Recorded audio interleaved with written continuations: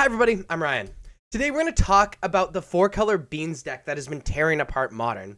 But this isn't a deck tech, this isn't a deep dive, this isn't any of that. But we're going to be looking at the flex slots in the deck. What cards do you kind of have to play if you're playing this archetype? And where do you have some wiggle room? With it being a newer archetype, there's quite a bit of wiggle room. So let's look at the non-flex slots first. These are the non-flex slots in the deck, the cards that you sort of have to play. 4 Up the Beanstalk makes sense. That's our card advantage. Shardless Agent is essentially an Up the Beanstalk because we're always going to cascade into that, at least in the main deck. 3 Teferi Time Raveler. People have been cutting the 4th. At least 2 Omnath, 4 Fire Ice, 4 Fury, 4 Solitude, and 4 Leyline Binding. And in the sideboard, really the only agreed upon sideboard card among every archetype are 3 Force of Vigor.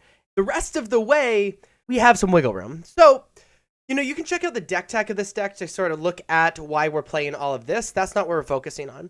But for the main deck, we have 8 flex slots, and for the sideboard, we have 12. So let's look at our options. So these are our main deck flex slots. For this deck, effectively, you select 8 of these. Some versions have been playing 61 cards, some versions have been playing 65, some have been playing 70. You can adjust your mana base accordingly, but effectively, it's play more of these cards. So I'm going to go through these cards and sort of talk about why you would play these cards in the main deck in these 8 flex slots. Dead and Gone is a really sweet early interaction spell that doesn't get hit by Cascade. And so having that early interaction is like really, really powerful in a Cascade deck that doesn't have super premium early interaction besides Leyline Binding.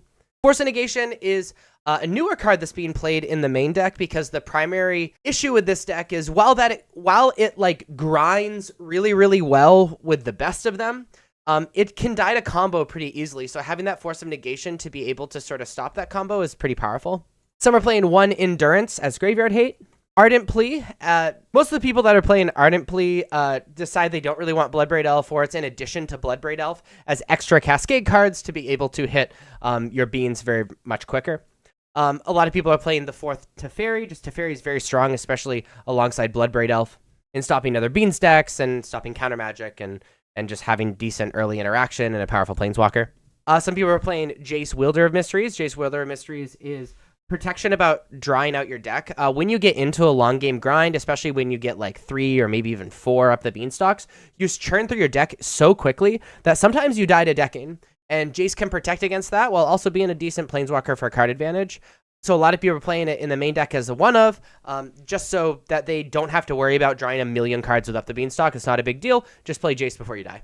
Bloodbraid Elf as a 2 or 4-of is often being played just as like Bloodbraid into either Teferi or into Shardless Agent, and then Shardless Agent gets to cascade into Up the Beanstalk, and it's more threats, more ways to hit Up the Beanstalk and other relevant cards. And it's if you play 4 Bloodbraid Elf, it's because you're playing a much more proactive version of the deck. Some people are playing Omnath 3 and 4. Omnath is just an extremely powerful card. It goes along with the strategy reasonably well because it synergizes well with the Evoke Elementals and Fetch lands, and being able to have the awesome turn 5 Omnath, Fetch land, Fetch, Evoke Elemental. But some people are cutting them because it can be kind of clunky when you're just trying to like draw a ton of cards, play some cheap removal spells, and all that stuff. Some people are playing a 1 of Elishnon in the main deck. Elishnon is just famously very good alongside these Evoke Elementals. Basically, all the cards in the mirror match not do anything. 2 Lorien Revealed to be able to play less lands, and it's a card that triggers Up the Beanstalk and draws 5 cards. It's just really versatile. Time Warp, just a very good card that triggers Up the Beanstalk, allows you to draw some cards, attack, untap, do it again. Murderous Cut, 1 mana, it ends up being a removal spell, especially alongside fetch lands that trigger Up the Beanstalk. Eagles of the North is just like the white version of Lorien Revealed. It's a slightly worse Lorien Revealed besides the fact that it is a creature and it is a threat. And this deck generally is a little bit light on threats. Magmatic Sinkhole is, you could, play Murderous Cut or Magmatic Sinkhole. 5 damage to target creature, a Planeswalker, and it's 1 more to delve. So it seems a little bit worse because it's not just destroy, but being able to destroy opposing Planeswalkers, especially opposing Teferi Time Ravelers when you cascade, is very powerful. And then there's a 2 or 3 of Elderdeep Fiend version that's kind of interesting that allows you to turn 4 Elderdeep Fiend on your opponent's upkeep, where because it has flash, you Shardless Agent Cascade, untap, play your 4th land, pass on your opponent's upkeep, emerge sacrificing Shardless Agent to be able to cast Elderdeep Fiend, tap all your opponent's land, and now you have a 5/6. and your opponent doesn't get to do anything that turn is a pretty powerful thing to do. However, this card can flounder in your hand if you don't have a combo similar to that. So essentially what you're doing is you're choosing 8 of these cards. You choose 8 of these cards depending on your preference, depending on your matchups, and depending on how the deck feels. Now, as far as the sideboard goes, we can pick 12 of these cards, and I'm going to go over why you would pick some of these cards to go alongside Force of Vigor. Now, Auriok Champion is a kind of new one that people are adding to the sideboard. It's a card that you can cascade into.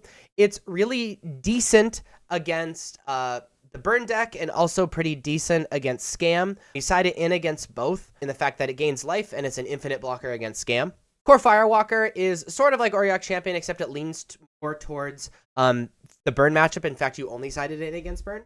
If you're playing this card and you get paired against burn, what the awesome strategy is siding out of all of your Up the Beanstalks so you can always cascade into Core Firewalker. So you're effectively playing 6, sometimes even 10 if you're playing the Foiled Bloodbraid Elf Core Firewalker, because you will always cascade into it. The Light of Sanctity is just a really decent card to be able to side in against Scam and to be able to side in against burn. It's just kind of, again, another one of those cards that gives us a little bit of extra game.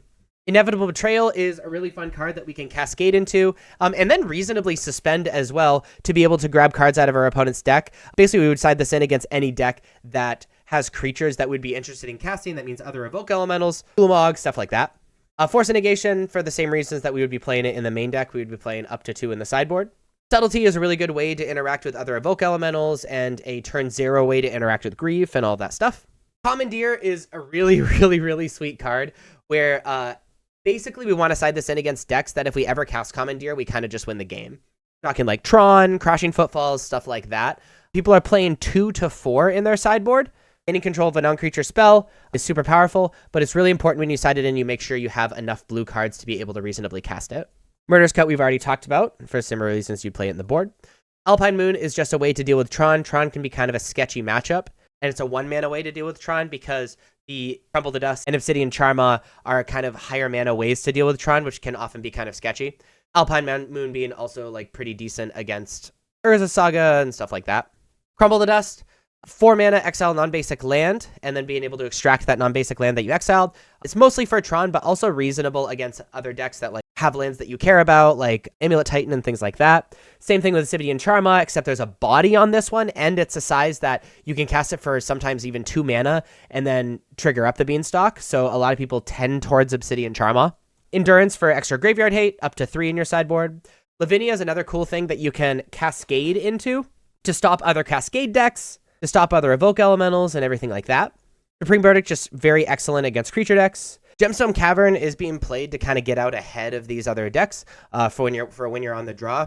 Play draw is starting to really, really matter in Modern, and Gemstone Cavern, when you're on the draw, can be pretty valuable. And then Curse Totem, another card that you can activate into to stop things that where triggered abilities of creatures can't be activated, mostly things like Yawgmoth and stuff like that.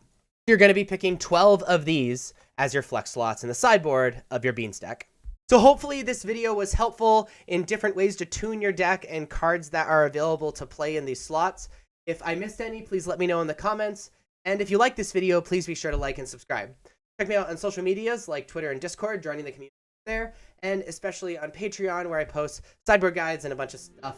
Links are above me and in the description. Thank you all so much for watching. I'll see you next time. Bye-bye.